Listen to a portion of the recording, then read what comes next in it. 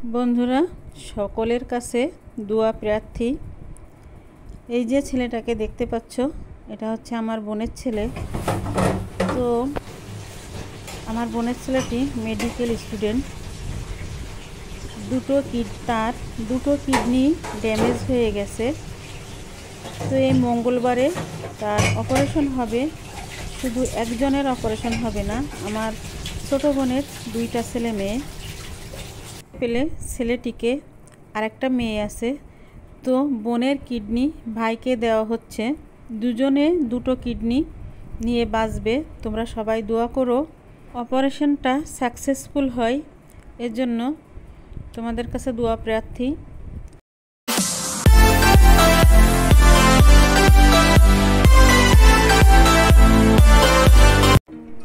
আসসালামু আলাইকুম, শামসুন্নাহার ব্লগ চ্যানেলে সবাইকে স্বাগত।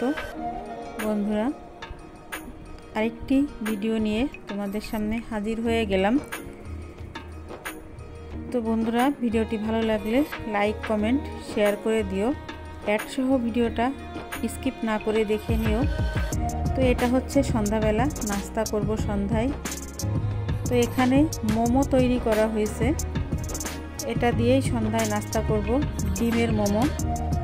বন্ধুরা, তাহলে তোমরা দেখতে থাকো। সামনে দেখো, আমি এখন তো নাস্তা তৈরি করা হয়ে গেছে, চলে আসলাম নাস্তা করতে। তো নাস্তাটা তৈরি করার সময় কি হলো সেটাই তোমাদের সাথে শেয়ার করব। বন্ধুরা দেখো যে আমার মোমো কিন্তু ভাজা হয়ে গেছে, আমরা খাওয়া শুরু করলাম। কিন্তু আমি মোবাইল অন করে, ক্যামেরা অন করে আমি আটা ময়ান করলাম, তারপরে পেঁয়াজ মরিচ, ডিম গুলে নিলাম, টমেটো কাটলাম। টমেটোটা কাটা পর্যন্ত ঠিক ছিল। তারপরে দেখি যে আমি যখন এডিট করব তখন দেখি যে কিছুই নাই, ওখানে শুধু কালো হয়ে আছে। বুঝলাম না এটা কেন হলো। তো দেখতেই পাচ্ছ যে আমি মরিচ কেটে নিচ্ছি, তারপরে টমেটো কাটবো। এই পর্যন্তই ঠিক ছিল, তারপরে কিছুই নাই। তারপরে দেখো আমরা খাওয়া দাওয়া, তো নাস্তা খাওয়া হয়ে গেল। এরপরে রান্না করব। এখানে আমি মায়াচেলা মাছ নিয়ে নিলাম গামলাতে, তারপরে হলুদ লবণ দিলাম, তারপর দিয়ে দিলাম পেঁয়াজ। বেশ কিছু পেঁয়াজ আমি দিয়ে দিলাম, একটু বেশি করেই দিছি পেঁয়াজটা।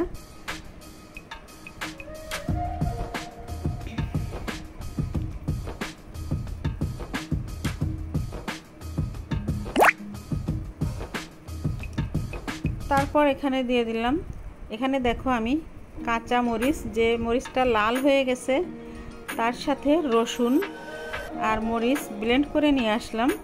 দিয়ে দিচ্ছি বাটা জিরা, আরও এখানে দিয়ে দেবো একটু শুকনো মরিচের গুঁড়া। দিয়ে আমি মাছটাকে, তারপর দিয়ে দেব তেল। এখানে আমি সয়াবিন তেল ব্যবহার করছি। এবার আমি ভালো করে মেখে নেব।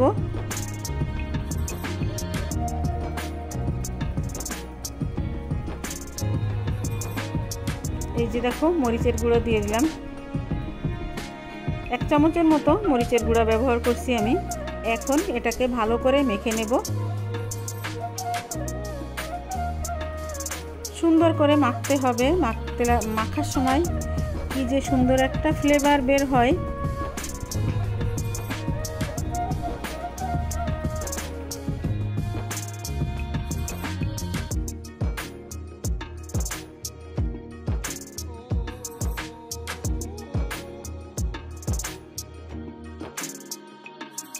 এভাবে মাখানোর পরে কিছুক্ষণ রেখে দেব ঢাকা দিয়ে।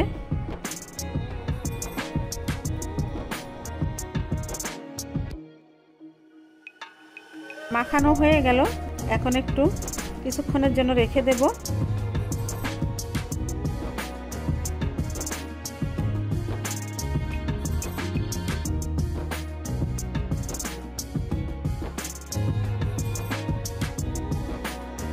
বন্ধুরা, চুলায় আমি একটা কড়াই দিয়ে দিলাম। কড়াইতে আরও একটু সামান্য তেল দিয়ে দেব, তা না হলে দেখা যাচ্ছে নিচে লেগে যেতে পারে। এখন আমি মেখে রাখা মাছগুলো দিয়ে দিচ্ছি। আর এই গামলাটা ধুয়ে সামান্য একটু পানি দিয়ে দেব, খুবই সামান্য, দিয়ে ঢাকা দিয়ে এপিট ওপিট করে একটু ঢাকা দিয়ে রান্না করব। খুব বেশি নাড়াচাড়া করব না।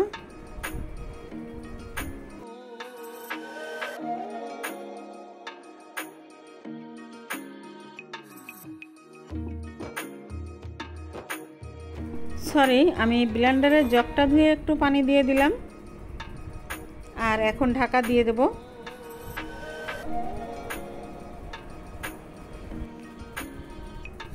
আমার তরকারিটা ফুটে উঠছে, ঢাকনাটা তুলে নিলাম। এখন একটু নেড়ে দেব, একদম হালকা হাতে একটু নেড়ে দেব।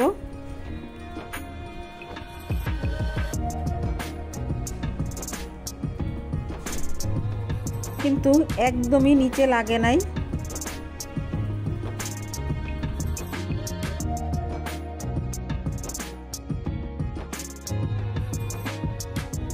আবারও আমি ঢাকা দিয়ে দেব। খুব বেশি ঝোল ঝোল রাখবো না, একদম শুকনো করে রান্না করব।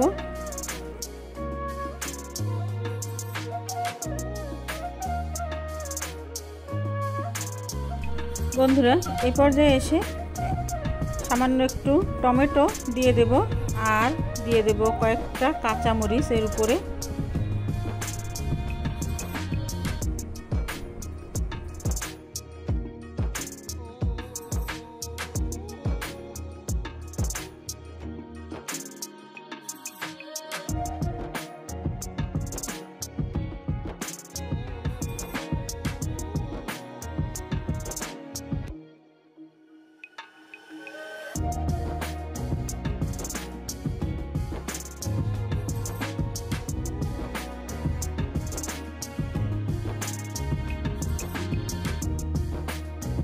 দেওয়ার পরে আবারও একটু নেড়ে দিলাম আর ঢাকা দিয়ে দেব আবারও।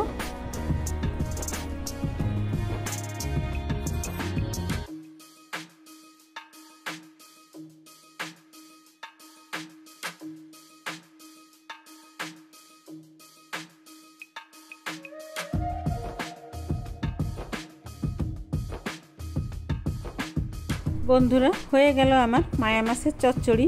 কেমন লাগলো অবশ্যই কমেন্টের মাধ্যমে জানাবে। ভালো লাগলে লাইক কমেন্ট করে দেবে। নতুন বন্ধু যারা আছো আমার চ্যানেলটিকে সাবস্ক্রাইব করে আমার চ্যানেলের পাশে থাকা বেল বাটনটি অন করে দেবে, যাতে করে ভিডিও ছাড়ার সঙ্গে সঙ্গে তোমাদের কাছে পৌঁছে যায়। তো এতক্ষণ ধৈর্য ধরে আমার ভিডিওটা যারা দেখছো সবাইকে জানাই অনেক অনেক ধন্যবাদ। আর আজকের মতো বিদায় নেব। সবাই সুস্থ থেকো, ভালো থেকো, সবাই সবার পাশে থেকো। আল্লাহ হাফেজ। আসসালামু আলাইকুম।